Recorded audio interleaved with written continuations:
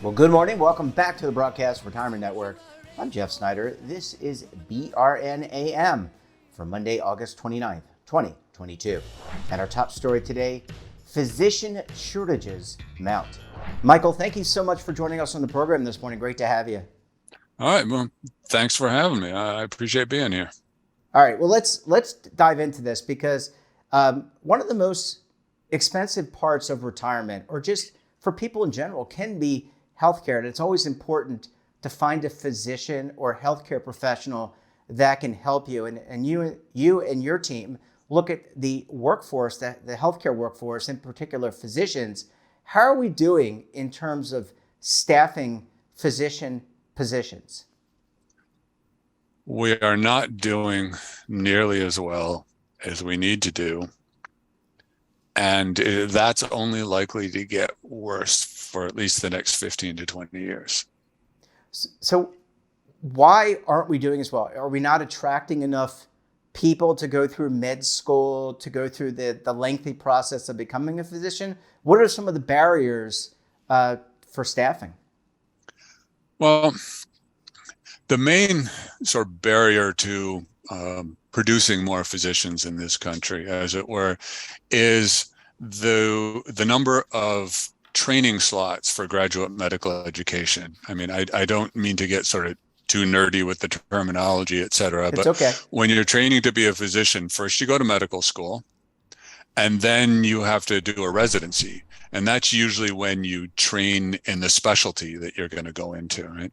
And so we speak of residency slots. You know, the number of residency slots sort of determines how many new physicians you're going to have every year, because, you know, that's how many can train in their specialty and then finish the residency and become practicing physicians. I mean, they're considered doctors while they're residents, but you really need to complete your residency before you're an active, completely done with your training physician.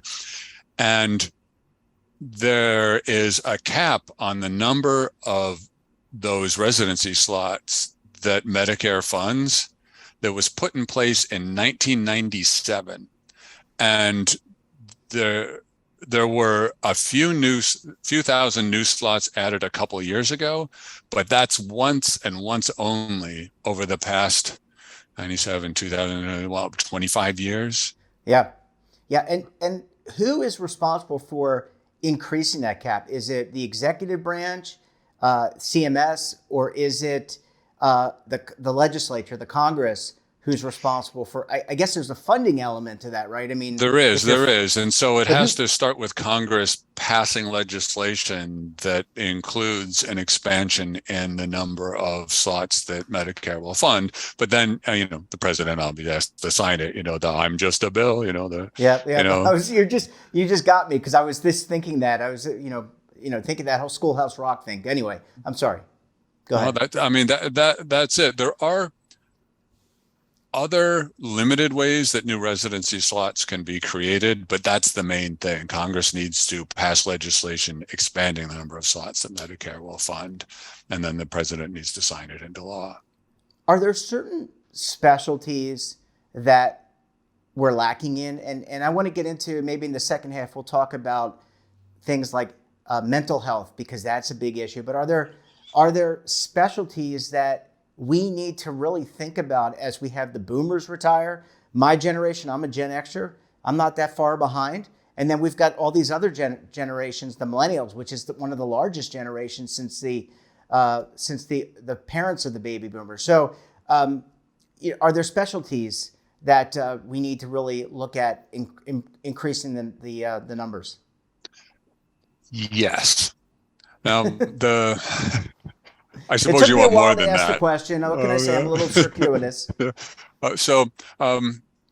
One way to think about it is the way we do it, we put out reports regularly projecting the future supply and demand of physicians, right?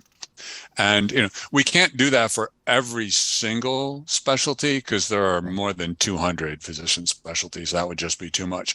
So we look at 4 main specialty groups, right? One, primary care. I think everybody pretty much knows what that is. And the other is the surgical specialty. So surgeons, that makes the most sense. Then we look at medical specialties. And those are, a lot of other specialties, generally folks who train in general internal medicine, but then go on to subspecializing, cardiology and so on are in there. And then there's one more specialty group that gets the lovely label of other specialties, which is anybody who doesn't fit in the first 3, right? And for all 4 specialty groups, we're projecting shortages. So it's an across the board kind of thing. Primary care, yes. Surgical specialties, yes. Medical specialty, all the other specialties. We're projecting shortages in all of them. And because you're asking specifically about retirees and the aging population, it is the specialties that an aging population needs most about which we're most concerned. Yeah. I'm sorry, I didn't mean to cut you off. I was just going to follow up on that.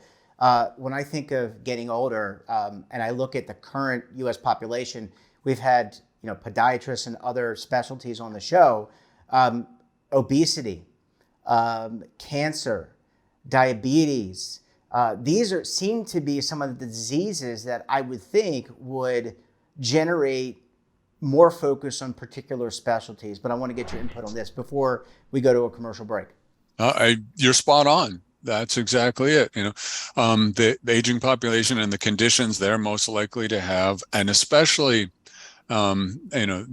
as we get older, we tend to have multiple chronic conditions, and so specialists that deal with them. Then you add in, you mentioned specifically obesity, which is just such a huge problem in this country. And if you suffer from obesity, then you generally have other conditions too. And the older you get, the more you'll develop. So all of the specialists who help with all those conditions are exactly the ones that we're most concerned about. So, you didn't even need to ask me the question. You already knew where the problem was.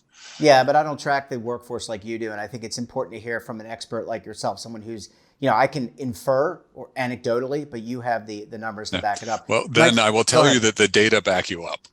All right. Well, hey, look, I hit the jackpot. Maybe I should go play the Powerball again, although I just missed out on the $1 billion. Michael, I need to take a very quick break. When we come back, we'll talk more about the physicians' workforce shortage and what we need to do. You're going to want to stay tuned right here on BRN AM.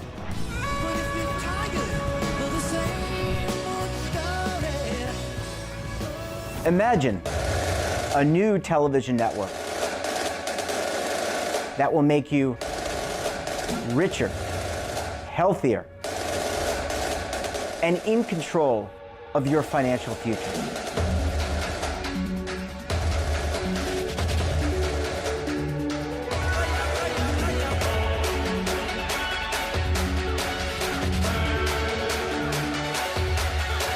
This network is for the policewoman in Nashville, Tennessee, the baker in Dubuque, Iowa, the teacher in Lexington, Kentucky. We want to make the idea of savings and retirement culturally relevant.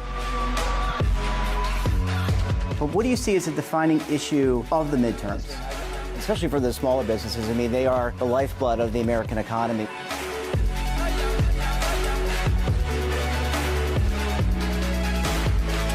Featuring exclusive interviews, current affairs, and docuseries. 33 years old, you retired early. The philosophy is money only matters if it helps you live a life that you love. But you got to start thinking about retirement as soon as you get in. The Broadcast Retirement Network will drive very high engagement with premium partnerships. So this isn't retirement and savings for your parents or grandparents. This is for all Americans. And we're going to change the way you think about money.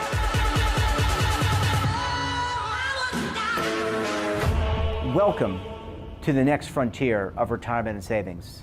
This is BRN, the Broadcast Retirement Network. Are you over 50? Would you like to get up to 33% more income in retirement? Then call now for this free book, Annuity Do's and Don'ts for Baby Boomers. This free book reveals little-known secrets about annuity strategies that will help you make the right choices before buying an annuity. Call right now for your free book, and as a bonus, we'll also throw in a free annuity rate report, both absolutely free for calling Annuity General today. Call 800-504-8194. Michael, thank you so much for staying with us. We really appreciate you hanging in with us this morning. All right. Thank you. It's a pleasure.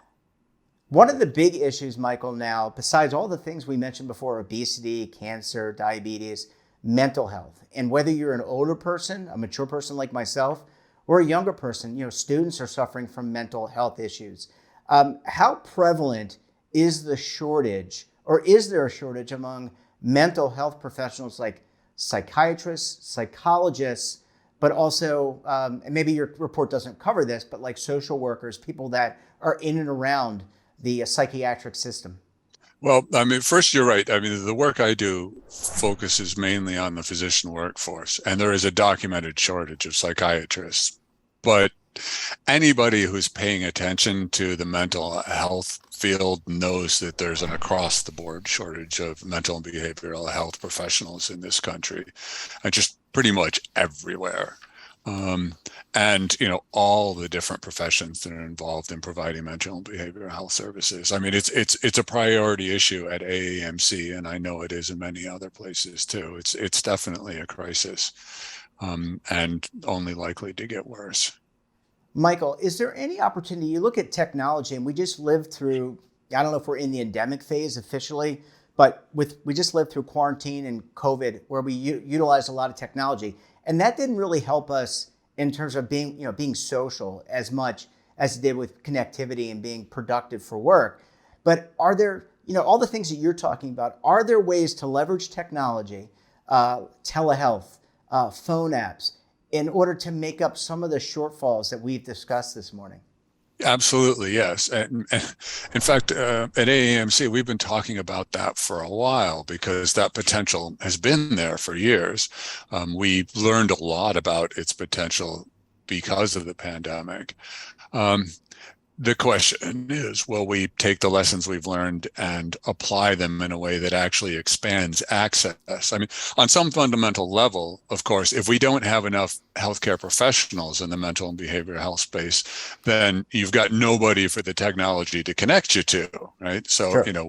We need first to make sure we've got enough of those professionals, but then the technology can help, absolutely.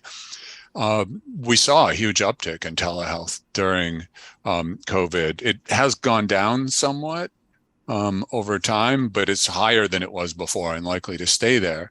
And like I said, now we need to learn the lessons. How do we take it and expand it? Because one of the things I noticed is that telehealth during the pandemic really helped connect people to healthcare who already had pretty good access to care.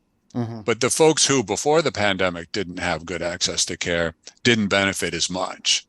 So clearly there's a lot of work left to do. So yes, the potential is there, but we need to make sure that, we have enough professionals, and you may be aware there are a lot of issues around reimbursement for telehealth versus in-person care. And we need to make sure we address those.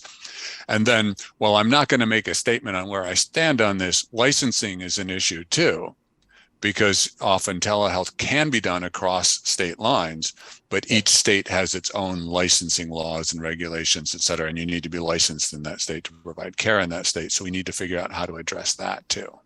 And some of that was waived, I think, during COVID in terms of at least prescribing medications. And I think they may have revoked that as we've returned to normal. Some of it they've pulled back on. I would have to go back and check to see where we are on the specifics of it. But yes, they did relax a lot of that during COVID. And those are some of the lessons we learned.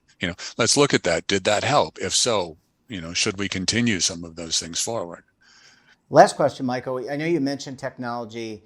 Look, I grew up at a time where doctors still made home visits. That's the only home visit they're doing today is through an app. How much of the work of a physician is that in-person, one-on-one or one-on-the-family interaction? We're social creatures, as we discussed in our previous segment. But how much of being a physician? It's not just about 0-1 and prescribing you this and that. There's a therapeutic aspect of this that I think you'd probably derive one-on-one with the physician. Yeah, absolutely. Absolutely. I mean, the way I think about it is fundamentally what a physician is a healer, right? And that, and the caring part of healthcare that healers bring to that is their interaction with the people who need the care, right? And that's the heart of what physicians do. In fact, one of the biggest problems we face in the physician workforce is, how much of a physician's time is taken for other activities, and what can we do to free up more of their time to devote to that interacting with patients and families and indeed broader communities, because that's the work that people go into medicine to do. So yes, the more we can help physicians spend more of their time interacting with us, the better off everyone will be. Last question, Michael. I just completed rewatching House. I love that show, and I am a longtime fan of St. Elsewhere. Both kind of took place in a collegiate type of environment, a school environment. When you look at your, I don't want to say customers, but your base, your medical colleges, what are some of the biggest needs outside of more to eliminate the caps and maybe more revenue, more money coming in to help out? What are some of these universities really, what do they really need in order to train the physicians of the future? What do they need to train the physicians of the future? Oh, that's a big question. More support is always welcome. Yep. Honestly, though, I'd be remiss if I didn't say I think they're doing a really good job of Yes. training the physicians of the future. And so, more support there. Interestingly, the last question touches on this. It's the amount of time physicians have and what they spend it doing, because a lot of training in medical school for medical students comes from other physicians. So the extent to which practicing physicians have the time to dedicate to teaching, it will contribute to medical education and the physicians of the future. Yeah. So, I would say that, that's one of the things that would be great to be able to focus on. Let's stop squeezing physicians' time so much and let them practice medicine, heal people, and teach the next generation of doctors. Yep. The best teacher is experience and learning from people who are more experienced. Keep them out of doing the paperwork. Michael, so great to see you. Thanks so much for joining us, and we look forward to having you back on the program again very soon, my friend. All right. Thank you. Yeah, that'd be great. That wraps up this episode of BRN AM. Have a topic of interest, someone you think we should talk to, drop us a line. And don't forget, for all the latest security news and lifestyle, wellness, finance, tech, so much more, check out today's edition of our morning newsletter, The Morning Pulse. Want to search our archives, check out our latest content? We'll visit our website and, of course, our streaming partners. We're back again tomorrow for another edition of BRN AM. Until then, I'm Jeff Snyder. Stay safe, keep on saving, and don't forget, roll with the changes.